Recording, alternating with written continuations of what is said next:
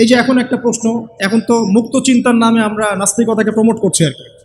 হ্যাঁ, বাক স্বাধীনতার নামে, যে কি আল্লাহকে কে সৃষ্টি করবে? আল্লাহ যদি সব সৃষ্টি করে থাকে, নাউজুবিল্লাহ, আল্লাহকে কে সৃষ্টি করবে? আল্লাহকে যদি কেউ সৃষ্টি করে থাকে তাহলে সে তো আল্লাহর স্রষ্টা হয়ে যাবে, তাই নয় কি? নাউজুবিল্লাহ। তাহলে এভাবে পিছনে যেতে যেতে তো একটা জায়গায় শেষ হতে হবে। একটা, আমরা যখন ফিলোসফি পড়েছিলাম একটা তত্ত্ব ছিল, তার নাম হচ্ছে কার্যকারণ তত্ত্ব।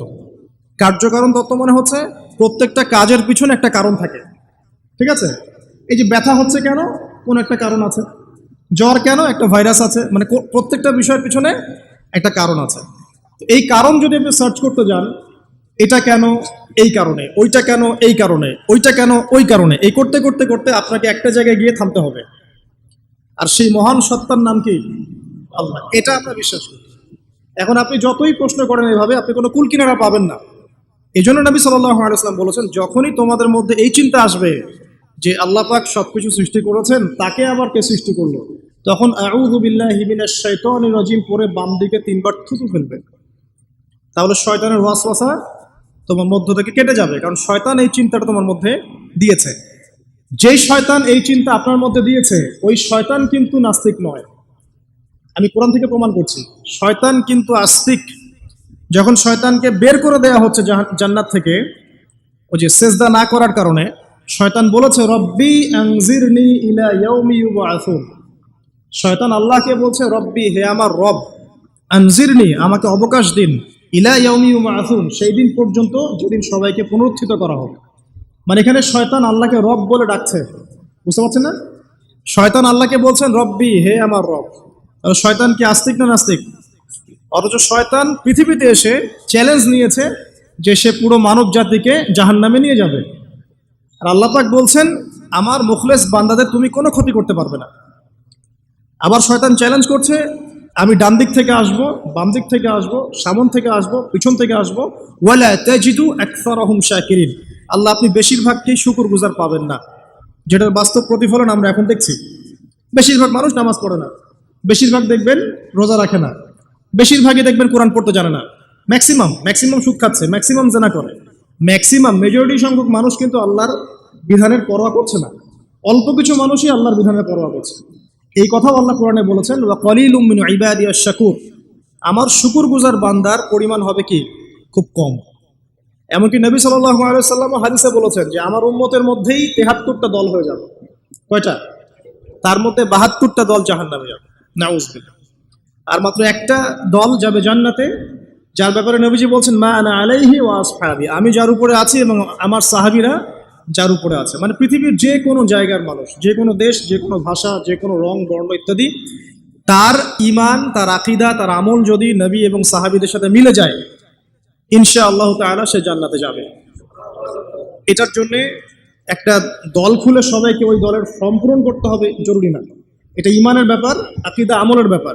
যে কোনো জায়গার মানুষ যদি আল্লাহ এবং তার রাসূল এবং তার সাহাবীদের মানহাজ ফলো করে, ইনশাআল্লাহ তাআলা সে জান্নাতে যাবে। আল্লাহ পাক আমাদেরকে তৌফিক দান করুন, আমিন। তো এখানে বলছিলাম একটা বিষয়, যে জীবন দর্শন পাওয়ার পরে আপনাকে রবকে চিনতে হবে। রবকে চেনার জন্য আমি সূরা ইখলাসটা বলছি, লাম ইয়ালিদ ওয়া লাম ইউলাদ, তাকে কেউ জন্ম দেয়নি, আল্লাহ পাক কারো কাছ থেকে জন্মিতও নন। এখন কিছু মানুষ বলছে, পৃথিবীর কোটি কোটি শত কোটি মানুষ বলছে যে আল্লাহ পাকের সন্তান আছে, নাউযুবিল্লাহ। বলছে না? পৃথিবীর শত কোটি মানুষ বলছে যে আল্লাহর সন্তান আছে, নাউযুবিল্লাহ। আর আল্লাহ পাক সূরা মারিয়ামের মধ্যে বলছেন যে এই যে তারা এই কথাটা বলছে, ইত্তাখাযাল্লাহু ওয়ালাদা, আল্লাহ পাক সন্তান গ্রহণ করেছেন, তার নাম ঈসা আলাইহিস সালাম, নাউযুবিল্লাহ। আল্লাহ বলছেন এই কথাটা যখন আসমানে উঠে, আমরা যখন কথা বলি তখন কথাগুলো বায়ুমণ্ডলে ছড়িয়ে পড়ে না? এই কথা যখন বায়ুমণ্ডলে ছড়িয়ে পড়ে, আসমানের দিকে ওঠে, তখন আসমান এবং জমিন লজ্জায়, অপমানে, কষ্টে ফেটে পড়তে চায় যখন এই কথাটা মানুষ বলে, ইত্তাখাযাল্লাহু ওয়ালাদা, নাউযুবিল্লাহ। তো দেখুন, বেশিরভাগ মানুষ কিন্তু বলছে যে আল্লাহর সন্তান আছে, নাউযুবিল্লাহ। আবার ইহুদি যারা, তারা বলছে ওযায়ের আলাইহিস সালাম আল্লাহর পুত্র, নাউযুবিল্লাহ। খ্রিস্টানরা বলছে ঈসা ইবনে মারইয়াম আল্লাহর পুত্র, নাউযুবিল্লাহ। এখন আমরা যে একটা কথা বলি না, যে বেশিরভাগ মানুষ যা বলবে সেটাই সঠিক, তাহলে কি এই বেশিরভাগ মানুষ যে বলছে আল্লাহর সন্তান আছে এটা সঠিক? তাহলে এখানে কিন্তু এই কনসেপ্টটা টিকছে না। বেশিরভাগ মানুষ যা বলবে তা সঠিক হবে তখনই যখন তাদের কথা কোরআন সুন্নাহর মানদণ্ডে হবে। যদি বেশিরভাগ মানুষ বলে হ্যাঁ সুদ হারাম, অবশ্যই হারাম, বিকজ কোরআন সুন্নাহ এটা হারাম করেছে। যদি বেশিরভাগ মানুষ বলে সুদ হালাল, আপনি কি করবেন? মানবেন? যদি বেশিরভাগ মানুষ বলে মদ হালাল, জিনা হালাল, হ্যাঁ, তাহলে এই যে একটা কনসেপ্ট চালু হয়ে গেছে আমাদের মধ্যে, এটা কিন্তু ডেমোক্রেসি না, এটা ডেমোক্রেসির ভুল ব্যাখ্যা। হ্যাঁ, বেশিরভাগ মানুষ এর কথা মতামত কখন গ্রহণযোগ্য হবে? যখন সেটা আল্লাহ পাকের ঐশী গ্রন্থের আলোকে হবে, তখন অবশ্যই নিঃসন্দেহে এটা গ্রহণযোগ্য হবে। কিন্তু যদি বেশিরভাগ মানুষ আল্লাহ এবং তার রাসূলের বিধানের বাইরে কথা বলে, হালাল করে দেয় মদকে, জেনাকে হালাল করে দেয়, আপনার ওই যে পর্নোগ্রাফিকে হালাল করে দেয়, সুদকে হালাল করে দেয়, তাহলে কি আমরা হালাল মেনে নিব? যদি মেনে নেন তখন কিন্তু আপনি আল্লাহ পাকের সাথে শিরক করলেন। এটা সূরা তাওবার 31 নম্বর আয়াতে পড়ে দেখবেন। লাম ইয়ালিদ ওয়া লাম ইউলাদ, আল্লাহ পাক কাউকে জন্ম দেননি, কারো কাছ থেকে জন্মিতও না। ওয়া লাম ইয়াকুল লাহু কুফুয়ান আহাদ, এটা আরো ম্যাসিভ। আল্লাহ পাকের সমতুল্য কিচ্ছু নাই। মানে কোনো কিছু যদি আপনার চিন্তায়ও আসে যে এটা আল্লাহর সমকক্ষ হতে পারে, নাউজুবিল্লাহ, সাথে সাথেই ওই কনসেপ্টটা বাতিল করতে হবে। কারণ আল্লাহ পাকের সমকক্ষ কিছু হতেই পারে না। কিছু মানুষ আছে মুসলিমদের মধ্যেও দেখা যায় যে আল্লাহ পাকের গুণ এবং আসমা ও সিফাতগুলোকে মানুষের সাথে তুলনা করছে না?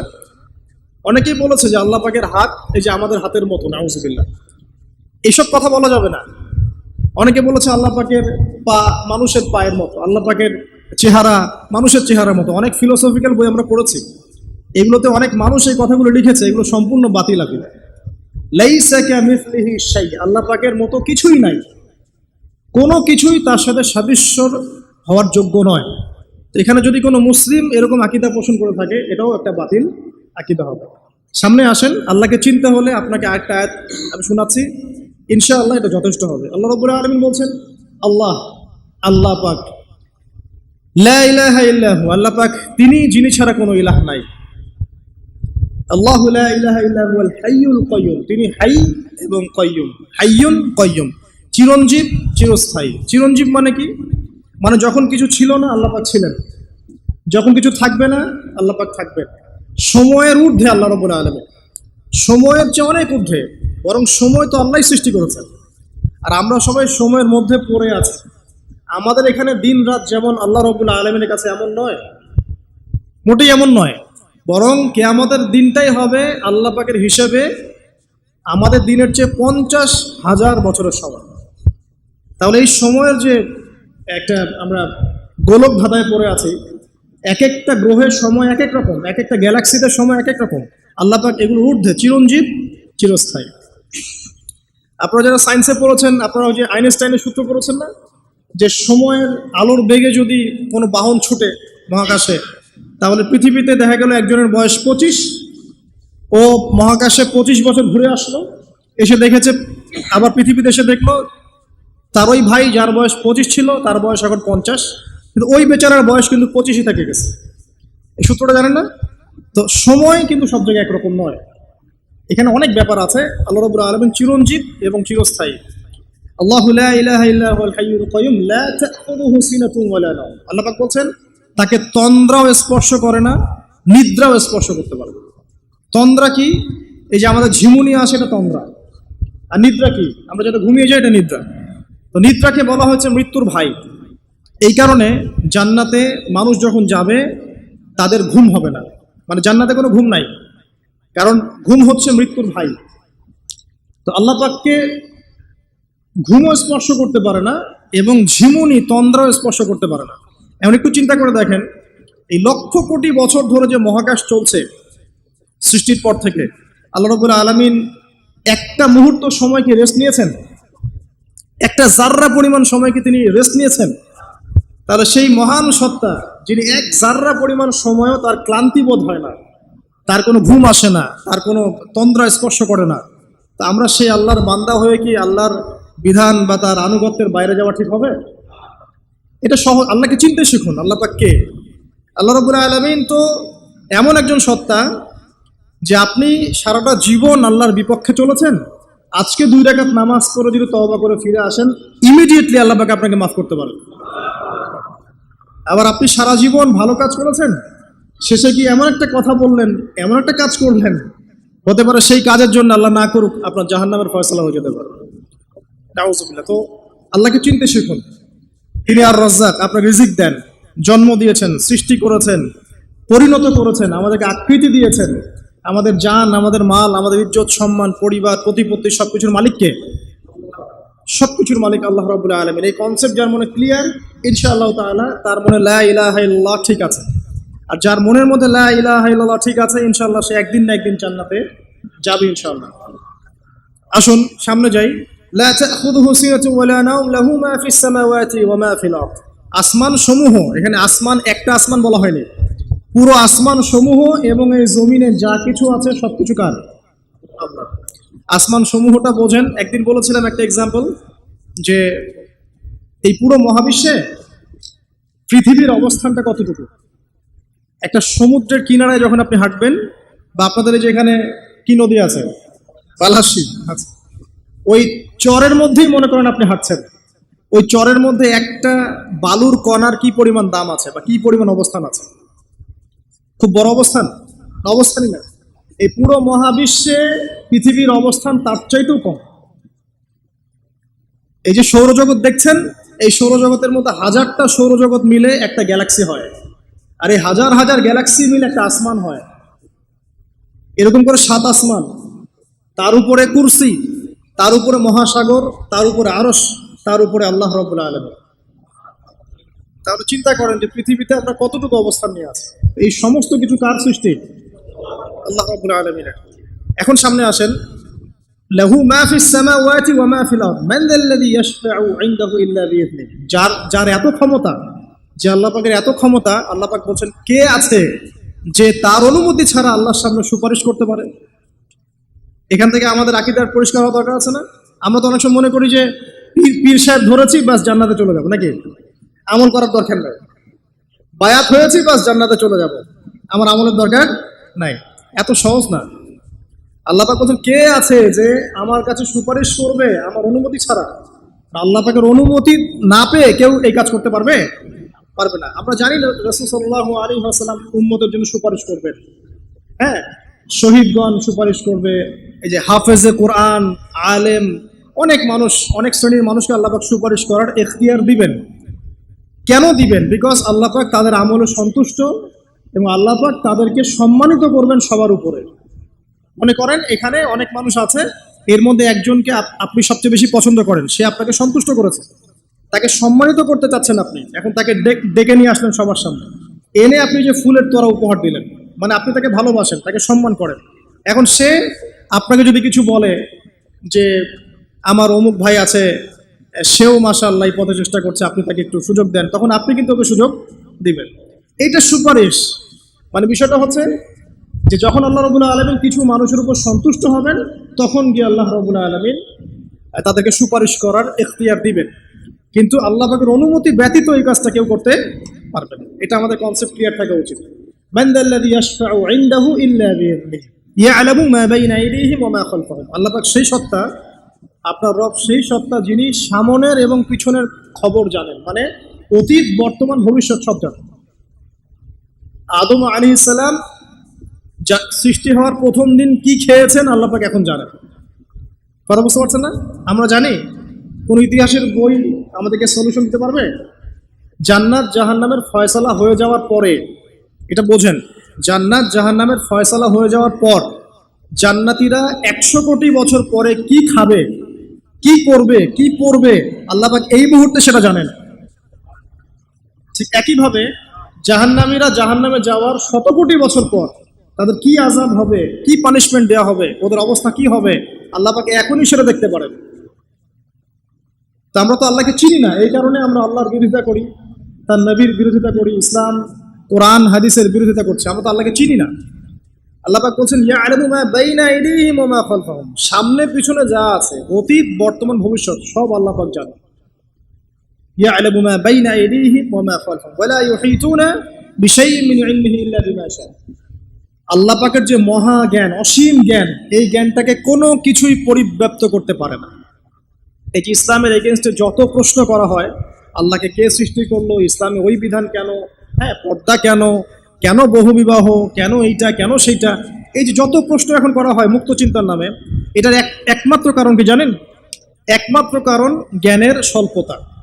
কারণ তাদের ক্ষুদ্র জ্ঞান আল্লাহ পাকের বিশাল জ্ঞানকে পেনিট্রেট করতে পারে না। এই কারণে ওদের কাছে মনে হয় এইটা কেন, ওইটা কেন, এইটা কেন। এখানে বিষয়টা হচ্ছে যে মহান সত্তা পুরো মহাবিশ্ব সৃষ্টি করেছেন, নিঃসন্দেহে তার জ্ঞান আমার জ্ঞানের চেয়ে অনেক বেশি। এবং তিনি যে বিধানটা নাজিল করবেন, যা বলবেন তার প্রতিটা অক্ষর নিঃসন্দেহে সত্য। এটা আমার বুঝে আসুক বা না আসুক, আমাকে আত্মসমর্পণ করতে হবে, এটা বুদ্ধিমানের কাজ। এর মধ্যে অনেক কিছুর ব্যাখ্যা আমি বের করতে পারবো, অনেক কিছু হয়তো পারবো না। যেটা পারবো সেটা আলহামদুলিল্লাহ, যেটা পারবো না ইনশাল্লাহ আগামীতে হয়তো সেটা বের হবে, হবে না? কোরআন দিয়ে প্রত্যেকটা যুগ যুগ এবং জিজ্ঞাসার জবাব দেওয়া হয়েছে না?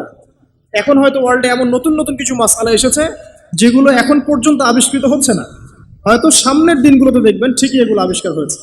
দেখবেন হয়তো কয়দিন পর যদি নাসা বলে যে হ্যাঁ জান্নাত জাহান্নাম বলে কিছু আছে, আমরা দেখেছি, ওরা এখন বলছে না মহাবিশ্বে ওইখানে প্রাণ আছে, এই আছে, সেই আছে, মানুষ বিশ্বাস করছে। কয়দিন পর যদি তারা এই কথাটা বলে, তখন দেখবেন সারা বিশ্বের মানুষ বিনা বাক্যে বিশ্বাস করবে।